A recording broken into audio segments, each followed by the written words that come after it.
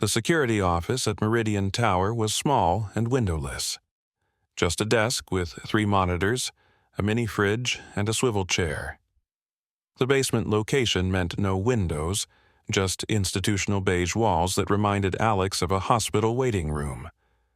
The fluorescent lights hummed overhead, casting everything in a sickly glow. "So that's about it," said Reynolds, the building manager. "Camera feeds, access logs, emergency protocols. Marcus already cleaned out his stuff, so the desk is all yours." He tapped the monitor showing the building's 15 floors. "Anything looks off, call it in. Otherwise, just keep the ship sailing smooth." Pretty straightforward, Alex said. Why'd the last guy leave so suddenly? 6 years is a long time to just up and quit. Reynolds shrugged. "Personal issues, I guess. He got weird toward the end. Started filing reports about movement on empty floors or something." He backed toward the door. "Anyway, your shift runs midnight to 8. Building's empty, except for cleaning crew until 5. After Reynolds left, Alex spun slowly in the chair. Night security wasn't exactly a dream job, but after 3 months of unemployment, he was grateful. The desk had 3 drawers. The bottom one held a thick logbook with a black cover. Inside were Marcus's nightly reports, each entry meticulously time-stamped. Most entries were mundane, but as Alex flipped through the more recent ones, he noticed a pattern. For the past 2 months, Marcus had documented a motion sensor alarm on the 7th floor, triggering at exactly 2:47 a.m. every single night. The earliest entries were professional. 2:47 a.m., motion sensor 7 F12 triggered. No visual confirmation. All areas secure. Possible malfunction. But as the weeks progressed, the entries grew more concerning. 2:47 a.m., 7 F12 again. No visual on cameras, but desk chair rotated 45 degrees between camera sweeps. Access logs show no entry. The final entries were sparse, almost frantic. 2:47 a.m. It's watching me when I watch it. It's learning. 2:47 a.m. I saw it today, not just on 7. It followed me home. Alex closed the book, a chill running up his spine. Guy clearly lost it, he told himself. The first 3 nights passed without incident. On the 4th night, at exactly 2:47 a.m., a small alert appeared on the center monitor. Motion detected, floor 7, zone 12. Alex clicked on the camera feed. The 7th floor hallway was empty. He switched to the open office area, rows of cubicles illuminated only by dim emergency lighting. Nothing moved. He took screenshots, then headed to the 7th floor. Everything looked normal, except for one detail. A desk chair pulled out slightly, as if someone had just gotten up. Back in the security office, Alex compared his screenshots with the live view. The chair had definitely moved. Probably just the air system, he reasoned. But he couldn't shake the memory of Marcus's disturbing entries. The 5th night, when the motion alert sounded at 2:47 a.m., Alex immediately checked the cameras. Again, nothing visible. But when he investigated in person, a stack of papers that had been neatly aligned was now askew. He checked the building's access logs. No one had entered or exited around that time. The cleaning crew had left at 1:30 a.m. When he returned to the security office, Alex discovered a small personal notebook hidden in Marcus's desk. Unlike the official logbook, these were private thoughts, increasingly paranoid. I saw myself today, not in a mirror, across the street, watching me. It wasn't me, but it looked exactly like me. When our eyes met, it smiled in a way I never would. By the 2nd week, Alex was ready. He set up his phone to record the security office while he investigated the nightly 2:47 a.m. alert. The 7th floor was silent as always, but this time a computer monitor that had been off was now on, its blue light casting eerie shadows. When Alex returned and checked his phone's recording, His blood ran cold.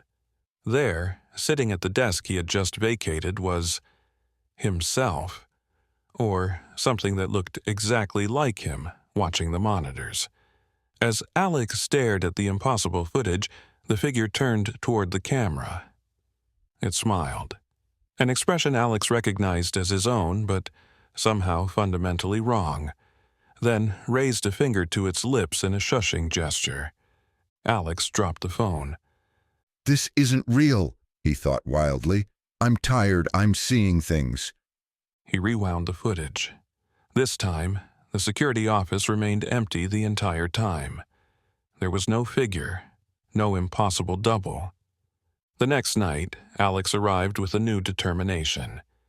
He set up cameras throughout the building, focusing on the 7th floor. As 247 approached, his pulse quickened. When the motion alert sounded, he checked the feeds and froze. There, in the office area of the 7th floor, a figure moved between the cubicles. A figure that looked exactly like him. Alex watched, horrified, as his double moved around, touching objects, sitting in chairs, almost as if it were trying out the space, learning how to interact with it. He grabbed his flashlight and rushed upstairs. The 7th floor was quiet when he arrived. As he turned to leave, the lights flickered, plunging the floor into darkness before the emergency lights kicked on, bathing everything in a dim, reddish glow. And there, at the end of the hallway, stood Alex, or something wearing Alex's face. The figure was perfectly still, watching him with an expression of curious detachment. It was dressed exactly as Alex was, down to the small coffee stain on his shirt cuff, but its stillness was too complete, too unnatural. No breathing, no subtle shifts of weight. Who are you? Alex asked, his voice barely a whisper. The figure tilted its head, then it smiled, that same wrong smile. I'm Alex Mercer. It said, its voice an uncanny echo of his own. Night security at Meridian Tower. Alex stepped back. No, you're not. I'm Alex Mercer. The figure stepped forward, mirroring his movement. Yes, It agreed. you are Alex Mercer. I am Alex Mercer. What do you want? To be, to exist, to live. Another step closer. You watch and watch and watch, and I learn. I've been learning for a long time. Learning what? Alex asked, though he feared he already knew. How to be you. The thing said simply. How to exist in your world. What are you? The thing considered the question carefully. I am. Between. Not here, not elsewhere. I exist in the seams of your reality, but I can learn to be here fully, to be you. Why me? Proximity, compatibility, you watch. Watchers see more of the in-between. It took another step closer. At 247, the seam is widest. Passage is possible. Alex glanced at his watch. 3:01 a.m. I need to think. Alex said, backing toward the elevator. The creature nodded, perfectly mirroring Alex's own gesture. Time. Yes, there is time. Learning is not complete. When the elevator doors opened, Alex looked back. The figure was gone. When Alex returned to work the next night, he found Elena, the cleaning lady, still working late. You look like you've seen a ghost. She said. Elena, have you ever seen anything strange in this building at night? She paused her work. Sometimes I see 2 security guards, but there is only ever one working, yes? She pointed at him. You before the other man, but sometimes I see 2. Alex felt a chill. What did the other me do when you saw him? Nothing strange, just smiled and nodded, like you do. But She hesitated. But what? his eyes were wrong, empty, like doll's eyes. That night, Alex positioned himself on the 7th floor at 247. The lights flickered, and when they stabilized, the figure was there, watching with that too perfect stillness. I know what you are. Alex said.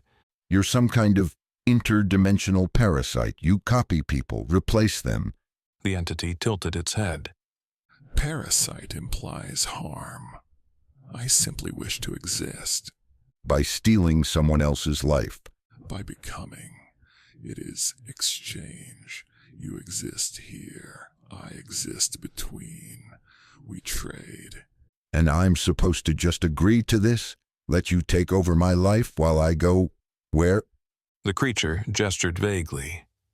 Between. The seam. It is not unpleasant.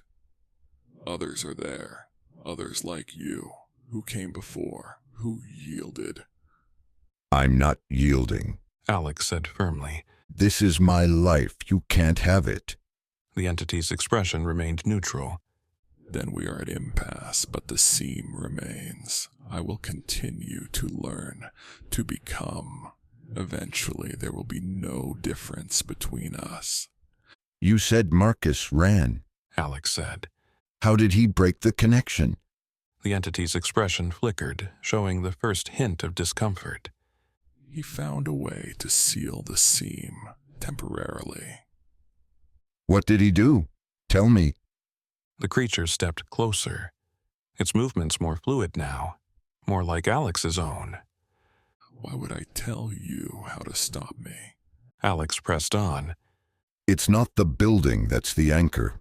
It's this specific location. Something about this exact spot in space. The creature didn't respond, but a subtle tension in its posture told Alex he was on the right track. Holy ground, Alex whispered as realization hit him. This was a church, and before that, a Native American sacred site. The entity's expression changed, a flash of concern crossing its features. That's it, isn't it? This spot has always been a thin place, a crossover point between realities. You understand nothing, the creature said. But its perfect mimicry was slipping, its voice taking on a hollow quality. It moved suddenly, stopping inches from Alex. Its face flickered like a bad TV signal, revealing something else underneath, something alien. What sealed the seam? Alex demanded. Blood, the entity said, its voice distorting. Sacrifice, old ways for old places. You drove Marcus away so you could find someone new, someone who didn't know what you were. The creature's form flickered, its features becoming fluid. Clever watcher, too clever. It lunged forward. Alex ran for the stairwell. The entity didn't pursue. It knew he would return. The next night, Alex arrived with salt, sage, iron nails, and a knife. At 2:40 a.m., he laid out his protections on the 7th floor. A circle of salt, iron nails at compass points, burning sage. At 2:47, the lights flickered. The entity appeared directly in front of him, inside the salt circle.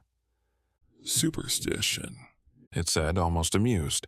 Folk magic against something older than your civilization. Alex took a deep breath.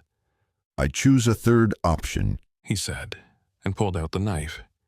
He pressed the blade against his palm and made a small cut. Blood welled up, bright red in the dim light. Marcus's solution, the entity asked, unimpressed. I'm not trying to seal it completely, Alex said, letting his blood drip onto the floor. I'm marking it, making it visible. The entity's expression changed, uncertainty replacing confidence. What are you doing? You exist in the seam, the in-between. More blood fell. Now I've put a piece of myself there too, a connection, an anchor. No, that's not how it works. You've been learning to be me. Now I'm learning to be between, like you. As his blood soaked into the floor, the air thickened. For just a moment, Alex could see elsewhere. A space between spaces, a reality layered over his own. In that reality, the entity's true form was visible. Ancient, vast, and utterly alien. The entity lunged forward, passing partially through Alex. The sensation was excruciating, like ice and fire combined.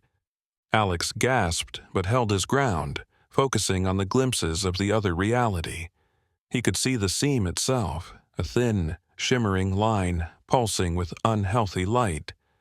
And he could see how the entity had been copying him, building a perfect replica not just of his appearance but of his very essence. The connection worked both ways. Just as the entity learned from watching Alex, now Alex could learn from watching it. He could see its limitations. It needed the seam. It needed the specific time, 2:47 a.m., and most importantly, it needed his consent, at least his passive acceptance. I do not consent. Alex said firmly, focusing all his will.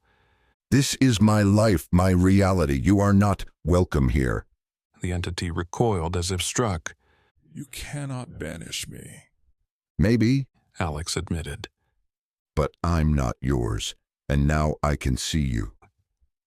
Alex pressed his wounded hand against the floor again, reinforcing the connection. The glimpses of the in-between grew stronger. He could see how the entity moved between realities and how to push it back. Go back, Alex commanded, visualizing the entity returning to the in-between. Go back and stay there. The creature writhed, stretching and distorting. This is temporary, it hissed. I will return. Not for me, not here, not now. With a final violent flicker, the entity collapsed in on itself, vanishing. The air lightened, the oppressive feeling lifting. The glimpses of the in-between faded until the seam was just a faint shimmer, visible only if Alex focused on it. He slumped to the floor, exhausted, his cut hand throbbing. Had he really banished the entity or just forced it back temporarily? He couldn't be sure. A month later, Alex sat in the security office, writing his nightly report. He'd kept the job.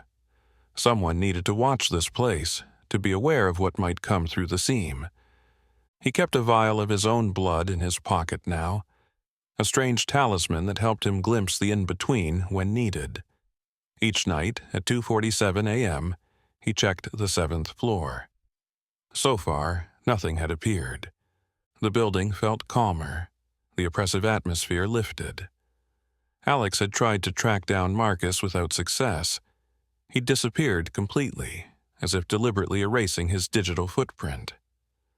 Alex had considered quitting, finding a job somewhere far from Meridian Tower, but the thought of someone else taking his place, someone unaware of what lurked in the seam, kept him at his post. Sometimes, catching his reflection in the monitors or elevator doors, Alex would see a flicker of something else, a suggestion of the in-between, visible just for a moment before resolving back into his familiar features. The brief contact had changed him, marked him somehow. His phone buzzed with a text from an unknown number. It's still learning. Alex quickly typed back. Who is this? The reply came immediately. Be careful, Watcher. The seam has many doors. Alex's eyes darted to the clock. 2:46 a.m., almost time. On the monitors, the 7th floor remained quiet. But as Alex watched, a strange distortion appeared on one of the screens.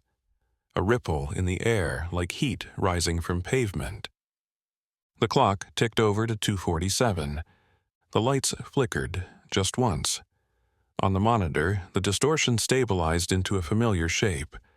Alex's own form, standing in the middle of the 7th floor, looking directly into the camera. Looking at him, it raised a hand in greeting, then pointed downward at the floor beneath its feet. Alex hesitated only briefly before grabbing his flashlight. Whatever was happening, he needed to face it directly. He let a drop of blood fall onto his palm. The in-between came into focus, and there was not his double this time, but a different figure. A man in his 50s, with tired eyes and slumped shoulders. Marcus, or something wearing Marcus's form, You shouldn't be here. the figure said, voice echoing as if from a great distance. It's not safe anymore. What do you mean? Your blood. The connection you made. It works both ways. You can see in. But now, others can see out. What others? The ones who were here first. The ones who made the seam. The figure's movements were jerky, unnatural. Your entity was just a scout. The others. They are coming. Coming when? Soon. They felt what you did. They're curious now. Not Marcus's form flickered. The watcher is being watched. You need to close it completely. How? Find the original markers beneath the building, the foundation. The shape stretched, elongated, and collapsed in on itself, vanishing. Alex's phone buzzed again. Basement. Oldest section. Hurry. He took the stairs down to the basement's oldest section. His flashlight beam swept across stacked furniture and equipment, then caught on the far wall. Symbols. Ancient, weathered symbols carved into concrete, forming a complex pattern. A crack ran through the center, disrupting the flow. This was it, the original seal, the thing that had contained the seam for centuries. Alex let a drop of blood fall onto the cracked section. The symbols flared with blue light, the crack between them darkening to pitch black. A sound behind him made Alex turn. Standing at the entrance was a figure, not his double, not Marcus, but something else. It had the basic shape of a human, but stretched and distorted, its proportions wrong in subtle, nauseating ways. Its face was blank except for dark hollows where eyes should be. Watcher. It said, the word slithering directly into Alex's mind. Opener. Bridge maker. I didn't open it. Alex insisted. I was trying to close it. Intent matters not, result matters. The figure glided forward. Blood calls to blood. Yours open the way. Alex needed to repair the seal. He pulled out 4 iron nails from his pocket. You will be the first, the vessel, the door. No, Alex said firmly. I do not consent. This is my reality. You are not welcome here. And the thing made a dry, rasping sound like laughter. Consent, such a human concept. We do not require it. It lunged forward. Alex dove aside and drove the first nail into one of the symbols. The metal sank into concrete as if it were clay. The entity screeched and recoiled. The symbol flared with steady blue light. Alex drove the second nail into a symbol on the opposite side, then the third near the bottom. Each time, the entity's form became less stable, more transparent. 1 nail left. Alex identified the final key point, a symbol partially obliterated by the crack. Stop. The entity's voice hammered into Alex's mind. Complete the seal, and you trap yourself as well. What do you mean? Your blood, your connection. You're part of the seam now. Close it completely, and your consciousness will be divided. Half here, half between. Was the entity telling the truth? Alex didn't know. But he did know that if he left the seam open, more entities would come through, more watchers would be targeted. So be it. Alex said, and drove the final nail home. The symbols flared with blinding blue light. The crack sealed with an audible snap. The entity screamed, dissolving as it was pulled back into the in-between. Alex felt something essential being torn from him. His vision split, half seeing the basement, half seeing the in-between. Both realities competed for dominance. He collapsed, fighting to maintain his sense of self as his consciousness tried to exist in 2 places at once. I am Alex Mercer. I exist here. This is my reality. Slowly, painfully, his vision cleared. The glimpses of the in-between faded to the periphery of his perception, still present but no longer overwhelming. Alex stood shakily. The symbols pulsed faintly, The crack was sealed, at least for now. He made his way back to the security office, each step feeling like walking in two worlds simultaneously. He would adapt. He had to. At his desk, Alex wrote in the logbook, 2:47 a.m. Investigated disturbance in basement storage area. Situation contained. simple, professional, nothing that would alarm anyone. But he knew the entity had been right about one thing. Nothing was truly permanent. The seam had existed for millennia. The best he could hope for was containment. He would watch, he would wait, and when the seam began to open again, he would be ready. Alex glanced at the clock. 4:30 a.m. Dawn was still hours away, but for the first time in weeks, he felt no dread at the thought of the night stretching ahead of him. For now. The night shift continued, and so did the watcher.